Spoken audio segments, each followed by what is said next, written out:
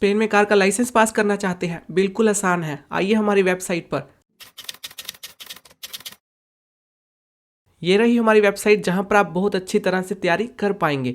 यहां पर आप क्लिक कीजिए, उसके बाद नीचे आएंगे तो यहाँ पर मिल जाएंगे आपको टेस्ट जहाँ से पेपर आता है। लेकिन आज जो हम देखने जा रहे हैं वो देखने जा रहे हैं रूल वीडियोस चैप्टर नंबर 2 की वीडियो नंबर 12। तो चलिए यहाँ पर क्लिक करके देखते हैं।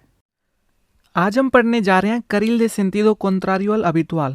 इससे रिलेटेड काफ़ी सारे क्वेश्चंस आते हैं। तो क्या होता है करील दे सेंटिडो कॉन्ट्रारियो अल habitual? तो देखिए, इसका मतलब होता है कि ऑपोजिट डायरेक्शन में गाड़ियां जो हैं वो चला दी गई हों। जैसे मान लीजिए आने वाली सड़क को जाने वाली कर दिया गया और जाने वाली सड़क को आने वाली कर दिया गया हो। मान लीजिए जिसमें गाड़ियां जा रही थी, अब वहां पर गाड़ियां जो हैं वो आ रही होंगी। सवाल ये है, क्वेश्चन ये है कि वो ऐसा करते क्यों हैं? तो देखिए, इसके दो रीज़न हैं जिसकी वजह से वो ऐसा करते हैं। पहला कि सड़क में ओबरा चल रही हो, मान लीजिए कंस्ट्रक्शन चल रही है, सड़क का काम हो रहा है ना, सड़क बना रहे हैं, तो इसलिए क्या होगा कि सड़क जो है इस चक्कर में बंद है।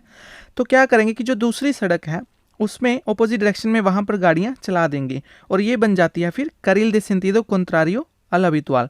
ये था पहला रीज़न जिसकी वजह से करील दे सेंटिडो कॉन्ट्रारियो अल habitual बनाते हैं। अब देखिए दूसरा रीज़न, मान लीजिए जो सड़क है जैसे कि आप देख रहे हैं ये किसी बड़े शहर से कनेक्टेड है, ऊपर जा रही हैं जो गाड़ियां किसी इसी शहर की तरफ जा रही हैं मान लीजिए, ठीक है।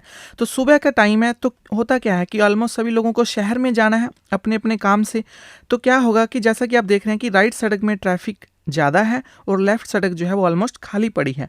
तो फिर वो क्या करेंगे कि लेफ्ट सड़क का यूज कर लेंगे, कौन बिछा देंगे यहाँ पर, और इसमें भी जो गाड़ियां हैं वो चला देंगे, ठीक है। तो अब क्या है, जो पहले जो दो करील मान लीजिए जा रही थी शहर की तरफ, अब दो से कितनी हो गई हैं, 3। तो इससे क्या होगा कि जो ट्रैफिक है वो किसी हद तक कम हो जाएगा, है ना, तो गाड़ियां जल्दी पहुंच पाएंगी। तो ये जो 2 से 3 हो गई, जो तीसरी करील जो नई बना दी है, यानी कि मान लीजिए जो आने वाली थी उसको जाने वाली कर दिया है, तो इसको क्या कहते हैं फिर, करील दे सेंटिडो कॉन्ट्रारियो अल habitual। तो अब हमें पता चल गया कि सेंटिडो कॉन्ट्रारियो होती क्या है, ठीक है, क्यों बनाते हैं। अब बात करते हैं कि अगर इसके ऊपर गाड़ी चलानी है, सेंटिडो कॉन्ट्रारियो में अगर हमें गाड़ी चलानी है, तो कुछ स्पेशल इनकी कंडीशंस होती हैं। वो देखते हैं कि कौन कौन सी होती हैं, जिनके बारे में क्वेश्चंस भी काफ़ी सारे आते हैं। जैसे फॉर एग्जांपल पहली कंडीशन ये है कि लूज दे क्रूज से चला के रखनी है। लूज दे क्रूज से क्या होता है, छोटी जो लाइट होती है, नॉर्मल लाइट जो होती है वो ऑन करनी है। किन को ऑन करनी है, सेंटिडो कॉन्ट्रारियो वालों को भी ऑन करनी है, और दूसरा कौन सी, जो इसके सेंटिडो कॉन्ट्रारियो के साथ वाली करील है, ठीक है, नॉर्मल करील जिसमें गाड़ियां कम आ रही थी साथ वाली, तो यहाँ पर इन वाले व्हीकलों को भी लूज दे क्रूज से जो है वो ऑन करके रखनी है। दूसरी कंडीशन क्या है, इनकी स्पीड की, कि इसमें मैक्सिमम स्पीड 80 और मिनिमम स्पीड 60, यानी कि 60 से 80 तक की स्पीड होनी चाहिए। किनको, सेंटिडो कॉन्ट्रारियो को भी और सेंटिडो कॉन्ट्रारियो के साथ जो चल रही है इनकी भी।